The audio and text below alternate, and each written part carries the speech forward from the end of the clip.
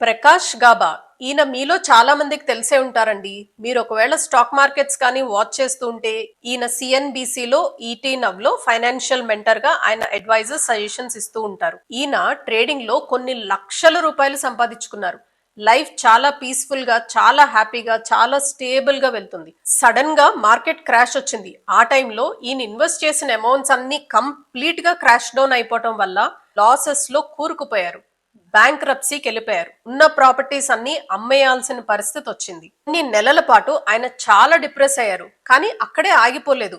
ఒక్క కంప్యూటర్ తో, ఒక్క ప్రిన్సిపల్ తో ఆయన మళ్ళీ ఆయన కెరియర్ ని రీస్టార్ట్ చేశారు. డిసిప్లిన్ ఓవర్ ఎమోషన్ అనే ఒక్క ప్రిన్సిపల్ తో ఆయన కెరియర్ ని ఆయన రీస్టార్ట్ చేశారు. అంతో ఆయన చాలా స్టడీస్ చేశారు.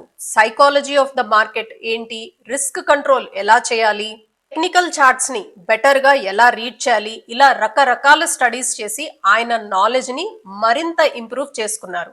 ఈ రోజున ఆయన India's one of the most respected market expert.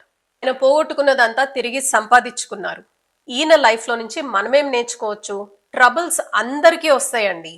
కొంతకాలం బాధపడినా, కొంతకాలం డిప్రెస్డ్ గా ఫీల్ అయినా మళ్ళీ తిరిగి లైఫ్ ని రీస్టార్ట్ చేయాలి.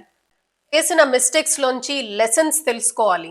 ఆ ఎక్స్పీరియన్సెస్ నుంచి మన ఫ్యూచర్ ఎలా బెటర్ గా డిజైన్ చేసుకోవచ్చు అన్నది ఈయన దగ్గర నుంచి మనం నేర్చుకోవాల్సిందే కదా.